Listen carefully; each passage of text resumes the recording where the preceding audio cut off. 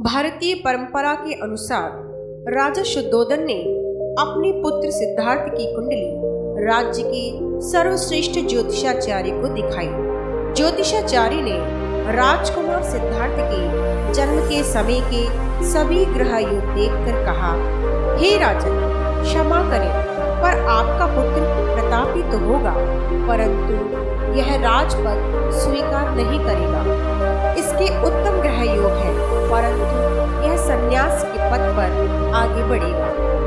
राजा ने जब यह बात सुनी तो ज्योतिषाचार्य के चरणों में हाथ जोड़कर बैठ गए कि अब मैं क्या करूं? हे स्वामी जी, मार्गदर्शन करें कि मैं अपने पुत्र को संन्यास से विमुक्त किस प्रकार कर सकता हूँ। तब ज्योतिषाचार्य ने कहा, राजन, नियति के लिखे को कौन टाल सकता है?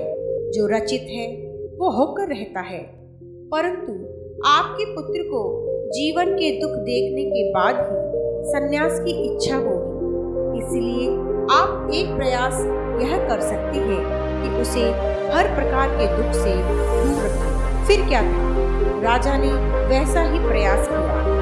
अपने पुत्र सिद्धार्थ को दुखों से दूर रखने के लिए महल में भोग विलास तमाम सुविधाएं कर दी गई। सिद्धार्थ को कोई दुख न सताए, इसलिए कम उम्र में ही उनका विवाह कर दिया गया।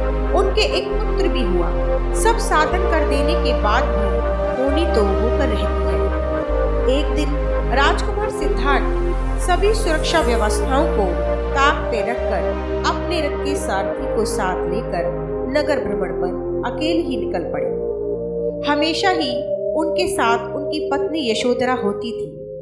वह राजकुमार के विषय में संन्यास की भविष्यवाणी से अवगत थी, इसलिए वह यह ध्यान रखती थी कि राजकुमार सिद्धार्थ किसी भी दुख को ना देखे।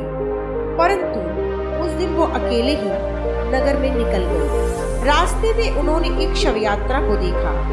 शव यात्रा को देखकर उन्हें मृत्यु, व्याधि, अपनों से बिछड़ने के दुख, रोते बिलखते परिजनों का दुख के बारे में पता चला।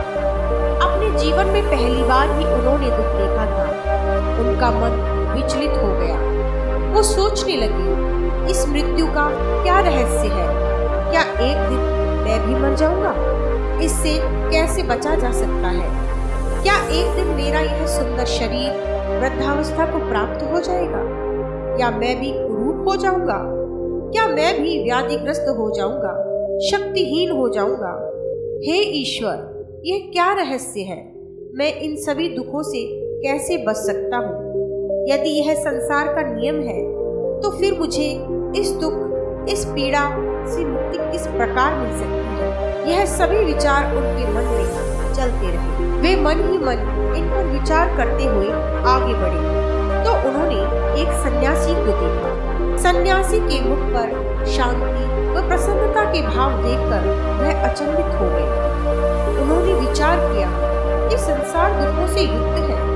कोई बुढ़ापे से दुखी है तो कोई व्याधि से दुखी है, किसी को मृत्यु का भय है, परंतु इस सन्यासी को न कोई दुख है न कोई भय है। अभी तो उसका मुख प्रसन्नता से भरा हुआ है, ध्यान में बैठा है। ये सब दुखों से मुक्त सा लग रहा है। यही क्षण वह था जब सिद्धार्थ ने दुख और दुखों से मुक्ति को एक साथ देखा।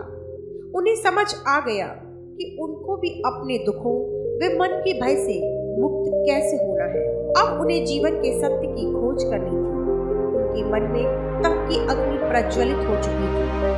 अपनी खोज को पूरा करने के लिए एक रात उन्होंने अपनी पत्नी व पुत्र सहित ग्रह का त्याग कर दिया और संन्यास के मार्ग पर निकल गए। बाद में बोधि वृक्ष के नीचे उन्हें परम ज्ञान की प्राप्ति हुई और वे सिद्धार्थ से तथागत बुद्ध कहलाए। दोस्तों, बुद्ध अपने मन के 3 प्रश्नों का उत्तर जानना चाहते थे। वह कहते थे कि हमारा ये शरीर अभी युवा और आकर्षक है, लेकिन ये वृद्ध होगा, फिर बीमार हो जाएगा और अंत में मृत्यु को प्राप्त हो जाएगा। मुझे वृद्धावस्था, बीमारी और मृत्यु, इन तीनों के कारणों को जानना है। मित्रों, यह वीडियो आपको कैसा लगा? कृपया कमेंट में जरूर बताएं। यदि अच्छा लगा हो तो लाइक करें, शेयर करें। धन्यवाद।